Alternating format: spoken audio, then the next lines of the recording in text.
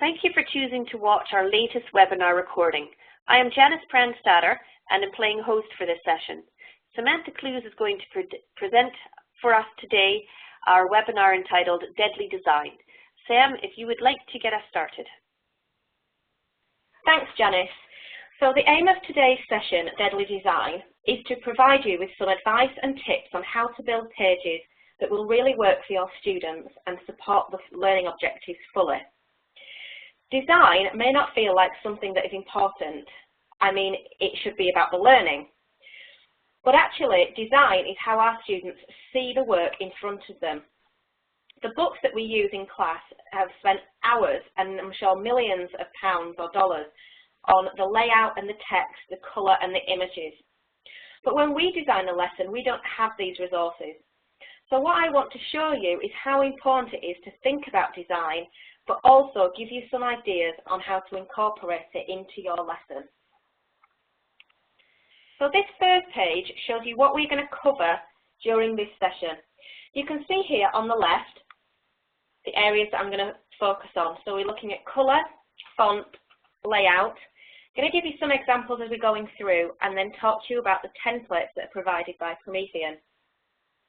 On the right hand side are the extra things that, as with all these webinars, we'll be looking at as we're going through the session.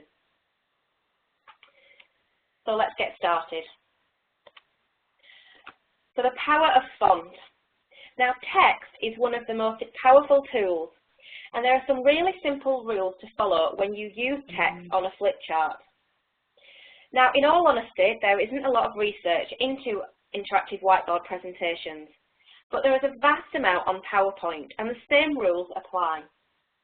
The first thing we have to think about is style. And by style, we're talking about the font type. There are some main categories of typefaces, and serif and sans serif are the main two. However, we do have others such as display, script, and monospace. I'm going to focus on serif and sans serif.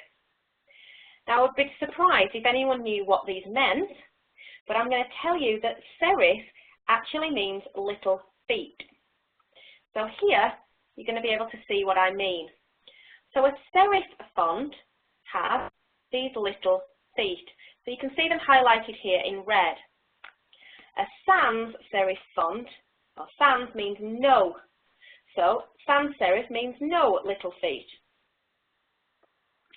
Fonts like Times New Roman, which is a serif font, have these little feet, and they're used a lot in printing because they draw the eye along the bottom line.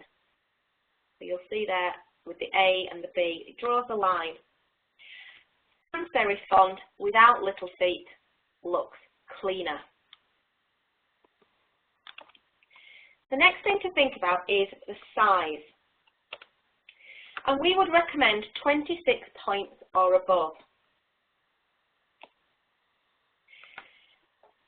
You always need to design for the last row of your classroom. And remember that when you're viewing it on a small screen, it's not the same as when it's displayed on your whiteboard. Anything less than 20 for the main bodies of text is really too small. 26 or above for your main body of text. And the next thing to think about with fonts is the measure.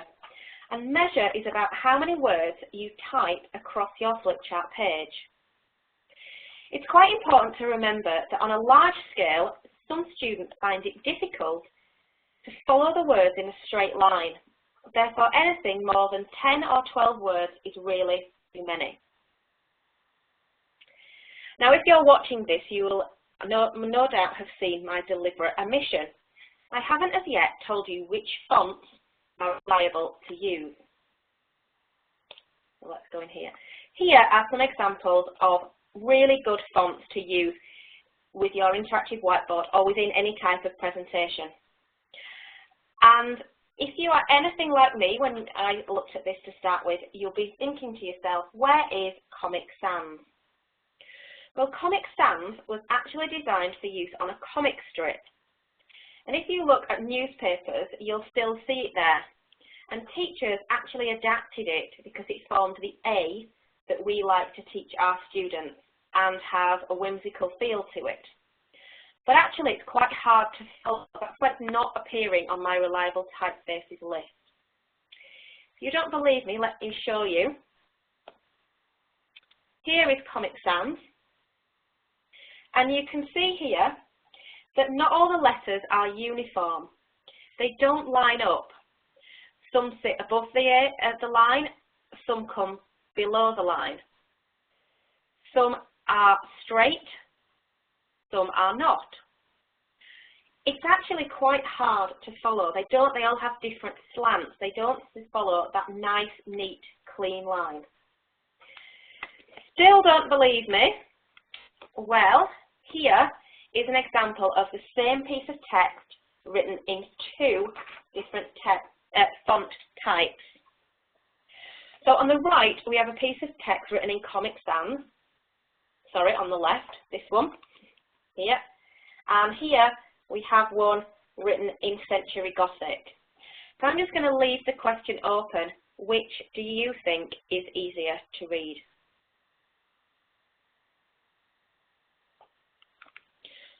Okay, let's move on from fonts then to look at colour.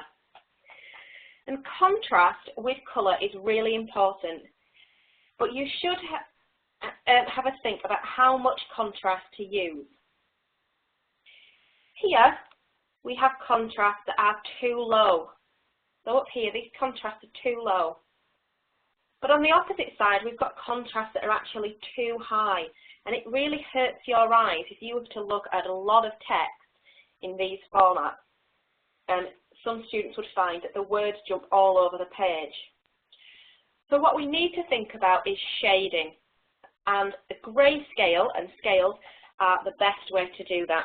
So the ones underneath form much nicer contrast.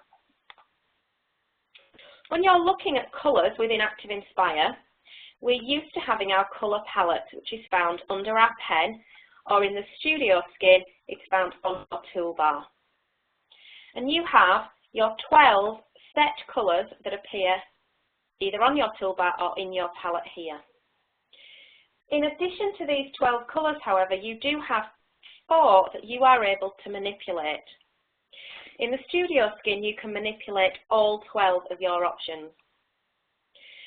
By right-clicking on one of these, you will see the extra colours that are available to you, the colour wheel, and the colour picker. Notice straight away that these colours are set out in shades. So we have a red scale, orange, yellow, green, etc. And along the bottom you have your grey scale as well. This is done deliberately to help you work out the different contrasts and different areas of colour. If you do want more, then you can visit the colour wheel, and you'll see that you'll find the full spectrum of your grayscale down here, and all the colours within the spectrum are visible and open to you. You just need to add to the colours and hit OK. Now you see I've got a lovely blue colour. So let's see why colour is so important. First thing to think about is colour as a background. And you can change the background of your flipchart page in several ways. The background creates an atmosphere. By right-clicking to bring up your menu, you can select Set Background. Here you're seeing the same, but in different formats. I'm going to use just the Fill option and select my different colours. If I want a solid background, then I can just select the same colour, or you can select this gradient that I've used here. In previous webinars, we've shown you how to use this option to add an image to the back of your page, and I will be talking about that next.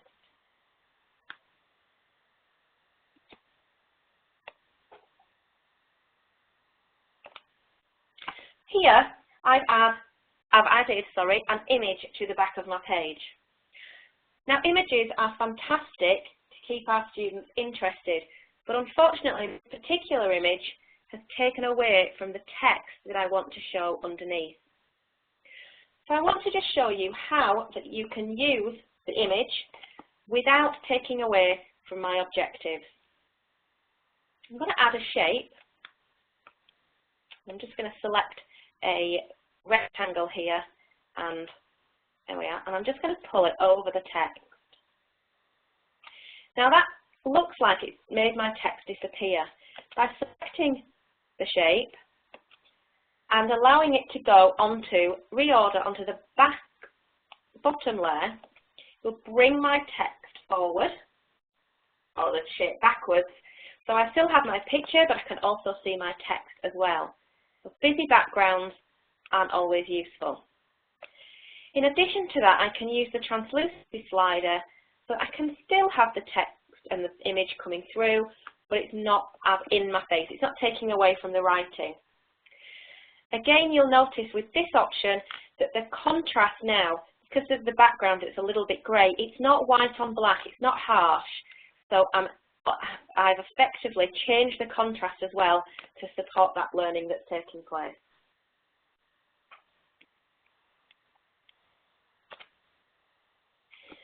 Okay, looking at colour, here we have an example where the colours that are used and the layout of the page isn't actually working to support the learning that we need to take place. The yellow is very bright, coupled with the fact that the other colours that have been used, the red, the blue, create a very strong contrast, and that nothing is lined up, including the spaces in the boxes, mean that this page isn't really helping me to concentrate on the learning. In fact, it actually makes my eyes jump all over the place.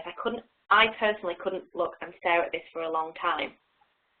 Now, there are a few ways in which we could change this page to actually make it more effective.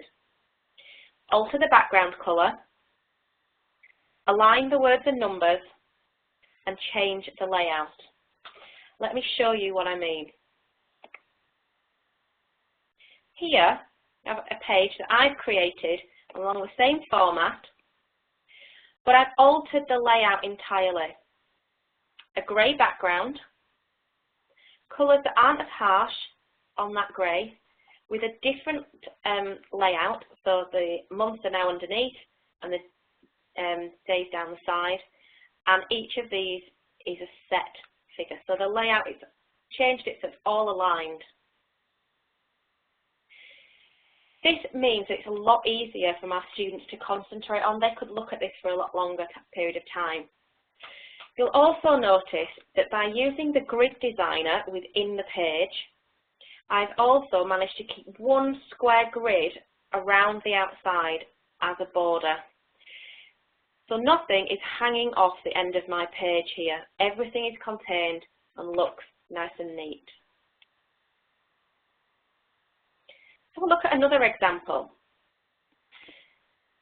This example, again, the background colour is very strong. The contrast with the red is quite harsh, and then with the black is not clear at all. And the clock image is very big. It's actually taking away from what I would like my students to do. Coupled with this, the interactivity isn't clear either. This particular example is being made with two different options. So here I have a magic ink, so I could be moving this around, but I also could be a drag and drop. You see, and they end up hiding underneath. It's not clear what I'm supposed to do on this page. By changing the activity here, I've changed the colour again, get better contrast, resized the clock image, so it's at the top, and only provided one option for interactivity. This makes this page look a lot neater and it's clearer. It allows my students to really understand what it is that I'm asking them to do. They can focus on the work. Now in this example, I've used magic ink as an option, although I would like my students to also write on the page. So what time will it be in 6 hours? Currently, it's 4:30. So I'm going to write it's going to be 10, and this is awful when you're trying to do it with a mouse, I do apologise, 30. Magic Ink is a great tool because it rubs out anything that's on the top layer of your software. And pen and ink default to the top layer of your software, and so they should have disappeared, and you should be able to reveal what the right answer underneath, as I'm showing here. So that didn't work perfectly, but that is the theory.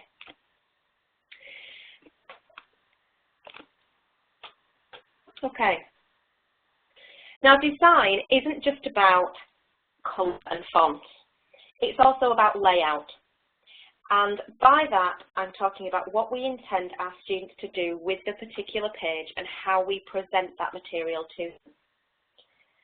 The designer of this particular page took time to create pictures, fractions, percentages of each quarter, and the types of text on here, but they didn't provide me with any notes, so I'm not sure what they expect my students to do. But it feels like we want to get our students to match them together and to start to classify them. So I'm going to start to do this. So I'm going to go with this one. So I've got there, so I've got a 25%, and that would be a quarter. So here I'll go with this one. Oh, okay, well something's happened here. Let's just see if I could move this up here. So in actual fact, these images have not been grouped together. So the software doesn't realise that you want to move them as one. So I can't group my 4 things together by just moving them. I can't classify them in that format. I could if I selected the group option. So let me show you how. By selecting everything, dragging my mouse over everything that I would like to move as one box, a little bit too far then, so just this one, there, you'll see that my Object Edit menu comes up around the whole of that particular shape. The 5th option in does say grouped here. I'm just going to select that to make that red. That means I can move this as one object. So now I can manipulate my page so that I can group my words together. So I can have one for my options and this. I can move it, and I can pick the other ones up and do the same as well. That's quite difficult to look at, and we also have a lot going on the page. So the layout's not exactly working for us, and we do have to think about what our students are doing. If I'd taken this page and looked at it in a different way, I could have presented the same information in this particular format. Now here, the teacher has the same objective. We want our students to understand what it looks like, the pictures in their heads, fractions, decimals, percentages, and the words associated with those particular percentages. But here, they've used the action hidden to bring up each of these. So we can ask our students, well, what is the decimal for this particular picture? And hopefully you're all thinking 0.5, because when I click on here it says 0.5, and we can keep going with each of these. So the same options are being presented, but in a different way. What I like about this particular page is it's much clearer, much more accessible to our learners, and it can also differentiate the activity depending on my class by providing more or less of these options here. So it may be that you always provide another option all the way down, and you can help your students out. It may be that you choose not to. So that's being used using the action. There is an active tip that you can find on Promethean Planet all about actions. Will help you, and we've also done a webinar on this already if you'd like to view that. Okay, so we've talked about font, we've talked about colour, we've talked about layout, and I've given you some examples. Here we have our templated pages. Now, everything I've told you takes trial and error. but Promethean has put together a series of templates that match all the ideas that I've shared with you. And your templates are stored within your resource browser. If you're using the primary skin, the resource browser is found on your toolbar, and you have to open that up using the up arrow here. You'll find them right at the top under Activities and Templates, and I'm just selected General. If you are in Studio Skin, the resource browser is found under your browsers, so View and Browsers, and it sits up here on this top line. Okay. The templates that you can find within here are massive. There's lots and lots of templates that you could use, all of which have been created with design in mind. Here are a few of my favourites. So, first one that we have is just a very simple, how are you feeling? It's clear, it's simple. Not a lot of text on the page, it's not getting in the way of what I'm doing. I have the very quick voting buttons if you do have an LRSA in your classroom, and we've got the colours green, yellow, red, so we've got a traffic light system going on there as well. Very easy to understand. This next one, just a very easy brainstorming idea. Start with one thing in the centre and see what happens with our students. Because the lines have already previously been drawn for us, everything's staying neat and contained. And then finally, another one of my personal favourites is the bar graphs. These have already been pre-designed actions associated with the little arrows. So when I click this, I'm actually increasing or decreasing the amount that's happening on each chart. Now you can find various options in this particular bar graph. But this is fantastic because all I have to do as a teacher now is to add the axis using my text tool. So I'm able to add the axis and allow my students to keep going. The page is neat, it's concise, the contrasts are right, the colours work on here. Now you may notice, looking at the bottom here, all these different templates, that actually Promethean templates are only designed using 4 colours really. Each of them has a border around the side, they each have an area for your title, and they all come with a page notes browser at the side, so you're able to type in what your lesson would look like.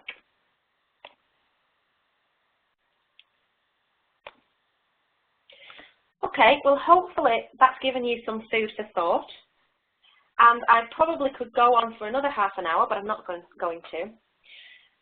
This is the time that I'm going to pass you back over to Janice so she can go through the areas of further support. Thanks very much. Thank you, Sam. Well, I hope that you found this session to be helpful. I'd like to remind you that you can review all of the skills that Sam demonstrated and talked about in today's session by revisiting your Introduction to Active Inspire course on Promethean Planet, or registering for that if you haven't already done it. Additional support is also available through active tips and the community forums, both of which can be accessed through Promethean Planet. The forums can be found under the Communities tab, and the active tips are found under the Professional Development tab. Do also remember that the help files that come with the software are also great for finding out how to do all of these things. So if you have any feedback, questions, or suggestions after watching this webinar, please contact us using the following details.